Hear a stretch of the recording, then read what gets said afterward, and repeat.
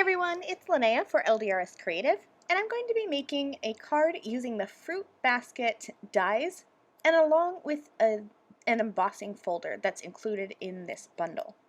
So the fruit basket dies have multiple fruits that you can layer up, and these fruits are really easy to layer. Most of them are just 2 layers, a background and then the front color. There's also an adorable little basket, which I won't be using on this card, but I do have another video tutorial on the LDRS Creative YouTube channel demonstrating how that layers together if you want to check that out. When you get your fruit basket dies, don't forget to flip over your packaging and look at the reverse side. The reverse side has not only a project idea and inspiration showing you all these fruits loaded up in the little basket, but it's also a handy little layering guide so that you can see which pieces go where. For example, there's 3 layers to the strawberry, a backer layer and then the top, and then the little green stem that goes up on top of the strawberry. These adorable little sentiments are perfect to go with all the fruit basket layering dies. There's things like "You're so sweet," "Love you very much," really punny, cute sentiments. There's 2 embossing folders here, and I'll be using the first one I showed on camera. If you want to see the second one in action, make sure you check out my other video using this bundle. I'm going to start here by assembling my die cut pieces.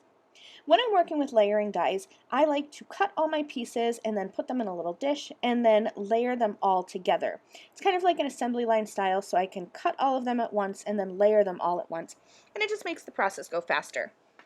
So you can see here how easily these pieces line up, and it's really easy to tell which pieces go where.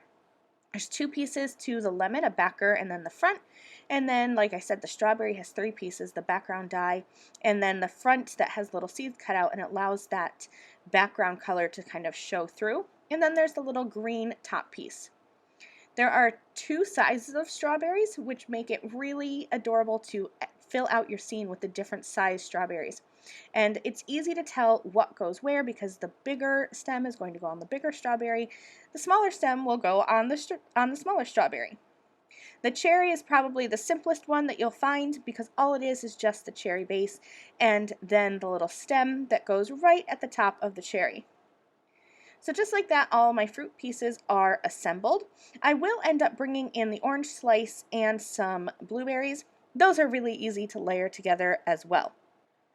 Now that my die cut pieces are assembled, I'm going to set those aside and start working on my background.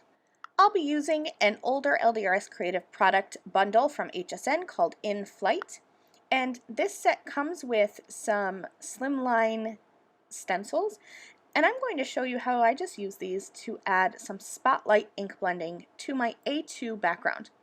So I grabbed the stencil that has the circle cutouts, and I'm going to do a kind of staggered visual triangle of ink blended circles. So I'm starting up near the top left hand panel, and I'm going to kind of hang that off the left hand side so that the circle is brought in towards the middle of the card. I'm going to be doing some easy ink blending through these circles and just kind of following the rainbow. So I'm starting with pink ink, and I'm going to have that on the bottom of my circle. I'm going in with a light hand and building that up in layers, and you can see each time I'm dipping back into the ink, I'm going to make that color a little bit darker, and then I'll come in with some orange ink towards the top. I'm wiping off any excess ink that may be on there just so that I get a good saturation of color and the colors don't mix too much. I do want them to blend in the center, but I wanted there to definitely be orange areas and pink areas. Going in the same way, adding light color and then building that up, and I'm going back and forth with my colors to make sure that I get a good blend. Once I have my pink and my orange done, I'm going to remove that stencil and shift it over to the right hand side. So now I have that circle hanging off the right side, kind of coming in towards the middle. I have green ink at the bottom and yellow at the top. So I'm just basically blending together 2 colors that are next to each other on the rainbow. The yellow is a super light yellow, so I will have to add more layers of the yellow for this circle, but that's okay. I'm doing the same thing as I did in the other circle, kept it light and easy, and you can always go back and add more layers of color, but you can't really take it away. So that's why my biggest tip when you're ink blending is to start light, get a good base of the color down, and then come back and build up the color as much as you want.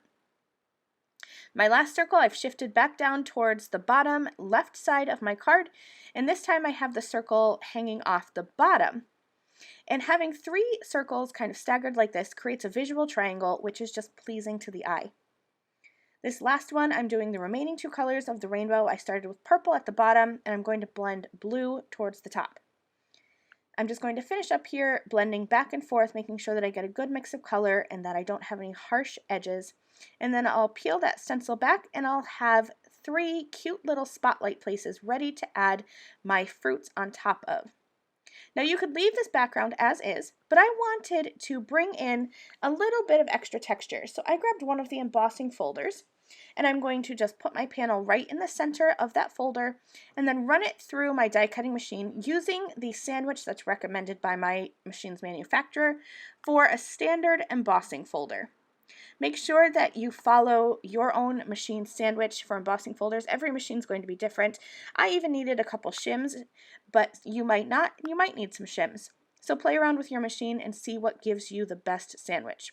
The sandwich should go through your machine with enough pressure to add that design into your card, but not so much pressure that you have to really work hard to get it to go through your machine.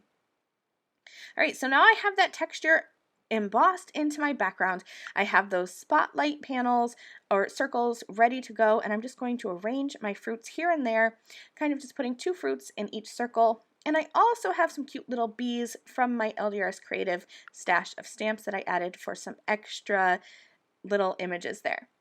This card is all finished. I'm going to hold this up to my camera so you can see that texture, and I love that tone on tone for the white, but it really pops with that spotlight ink blending. That's it. Thanks so much for watching, and I'll see you guys again soon. Bye!